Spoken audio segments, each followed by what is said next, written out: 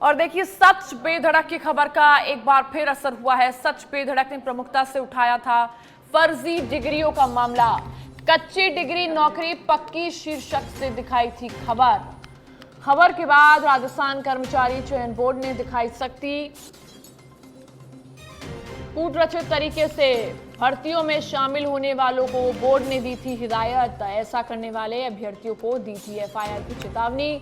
अलग अलग भर्तियों में लगभग 6500 यानी 6500 अभ्यर्थियों ने वापस लिए हैं फॉर्म विड्रॉल करने से बोर्ड को फायदा, समय और संसाधनों की होगी बचत। साथ ही बोर्ड की संख्या से बचेंगे करीब 30 लाख रुपए। परीक्षाओं में फॉर्म वापस लेने की 2 मई को थी आखिरी तारीख। अब बोर्ड को कम छपवानी पड़ेगी ओएमआर शीट और प्रश्न पत्र।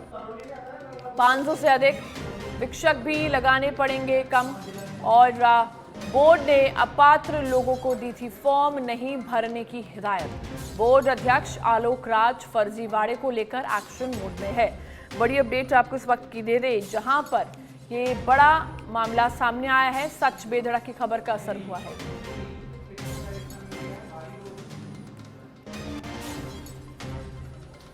और स्टूडियो से कुणाल भटनागर हमारे साथ लाइव जुड़ गए इस खबर पर ज्यादा अपडेट देने के लिए। कुणाल, क्योंकि लगातार आपने इस खबर की जो है तफ्तीश करी है, जानकारी ली है, इस खबर की जड़ तक गए और तब सच बेधड़क की खबर का असर यहाँ पर हुआ है। सबसे पहले ये पूरा मामला बताइए कि आखिर ये पूरा मामला क्या है। देखिए, बोर्ड द्वारा विभिन्न परीक्षाओं का आयोजन करवाया जाता है और इन परीक्षाओं में देखा जाता है कि कई बार कूटरचित तरीके से अभ्यर्थी शामिल हो जाता है, चाहे वो फर्जी डिग्री की बात कर ले, फर्जी सर्टिफिकेट की बात कर ले, और उसके बाद में परेशानी होती है जब फर्जीवाड़ा खुलता है। जिस तरह से हमने विभिन्न परीक्षाओं में जो फर्जीवाड़ा हुआ उसको खोला, उसमें किस तरह से अभ्यर्थियों ने बैकडेट में डिग्री बनवाई और डिग्री बनवाकर उनका चयन भी भर्ती परीक्षा में हो गया। इसको लेकर बोर्ड एक्शन मोड में आ गया है और बोर्ड ने विभिन्न परीक्षाओं के आयोजन में ऐसे अभ्यर्थियों को चेतावनी दी थी कि कोई भी व्यक्ति अगर पात्र नहीं है तो वो परीक्षा के लिए फॉर्म ना भरे। तो इसी को लेते हुए एक टाइम दिया गया था, उसमें करीब 10 परीक्षाओं में बोर्ड में जो अभ्यर्थियों ने फॉर्म भरे थे, 6500 से ज़्यादा अभ्यर्थियों ने अपने फॉर्म विड्रॉल कर लिए हैं, क्योंकि बोर्ड अध्यक्ष आलोक राज के द्वारा साफ निर्देश थे कि अगर ऐसे अभ्यर्थी परीक्षा में पाए जाते हैं तो उनके खिलाफ सख्त एक्शन होगा और एफआईआर तक दर्ज की जा सकती है। क्योंकि कुणाल, ये जानना भी जरूरी होगा, जिन भी अभ्यर्थियों ने फॉर्म्स विड्रॉल करे हैं, अब उसकी प्रक्रिया कैसे होगी? क्योंकि अगर कहा गया है कि ओएमआर शीट और प्रश्न पत्र जो है वो कम कर दिए गए हैं क्योंकि विड्रॉल हो गया है फॉर्म्स का, अब इसको लेकर आगे क्या कुछ, कैसे ये पूरा सिस्टम चलेगा?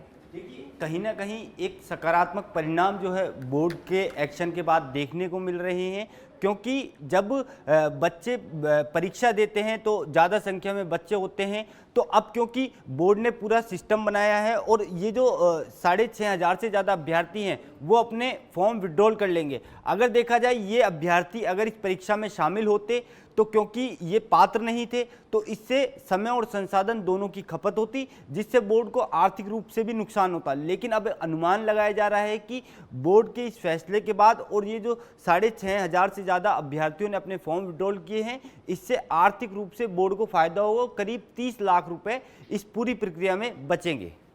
साथ ही 6500 अभ्यर्थियों ने जिन्होंने अपना फॉर्म्स विड्रॉ करे हैं, अब उनका क्या होगा? देखिए, ये वो अभ्यर्थी थे जिन्होंने विभिन्न परीक्षाओं में जो 10 परीक्षा थी उसके लिए अपना आवेदन कर दिया था, लेकिन ये आवेदन के लिए पात्र नहीं थे, क्योंकि बोर्ड जब अपनी प्रेस विज्ञप्ति जारी करता है तो उसमें बाकायदा क्राइटेरिया देता है कि अगर आप इस परीक्षा में शामिल होना चाहते हैं तो इसके लिए ये योग्यता है, ये मापदंड है। लेकिन ये अभ्यर्थी थे उस मापदंड पर खरे नहीं उतरे, उसके बावजूद इन्होंने अपना जो है आवेदन भर दिया था। और आवेदन भरने के साथ, क्योंकि जब बोर्ड ने इस पूरे मामले पर सख्ती दिखाई तो अब इन लोगों ने अपने फॉर्म वापस ले लिए हैं। और अब क्योंकि अगर इस भर्ती में कई ऐसे अभ्यर्थी अभी भी अगर शामिल होते हैं जो इसके लिए पात्र नहीं है और बाद में इस चीज़ की जानकारी मिलती है तो बोर्ड उस पर सख्त एक्शन लेगा। कुणाल, क्या इससे पहले भी कई बार देखा गया है कि कच्ची डिग्री और पक्की नौकरी के जो ये वादे किए जाते हैं, क्या इससे पहले भी ऐसे कुछ सामने केसेस आए हैं?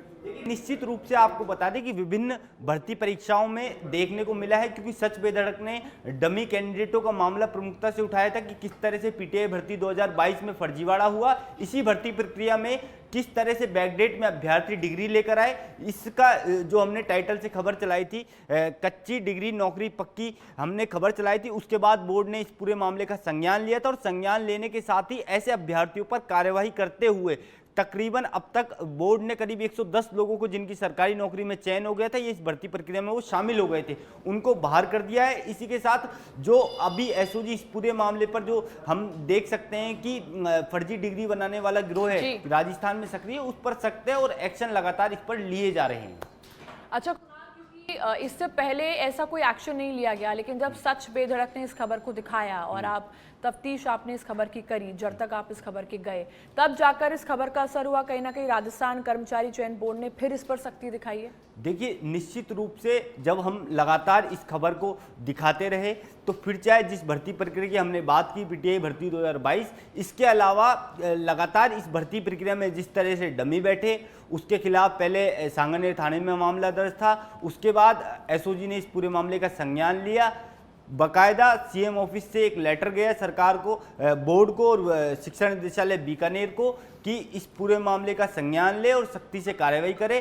पहले 3 प्रक्रियाओं में पहले 47, उसके बाद अलग अलग आंकड़ों के साथ जो है अभ्यर्थी को जो अपात्र थे, जिन्होंने कूटरचित तरीके से इस भर्ती प्रक्रिया में शामिल हुए और शामिल ही नहीं, उनका चयन भी हो गया। उसके बाद जब बोर्ड के ऊपर प्रेशर आया तो बोर्ड ने इस पूरे मामले की तहकीकात की और ऐसे अभ्यर्थियों को बाहर का रास्ता दिखाया। करीब 110 अभ्यर्थियों को जो है इस पूरी भर्ती प्रक्रिया से बाहर कर दिया गया। ठीक है कुणाल, आपका बहुत बहुत शुक्रिया इन तमाम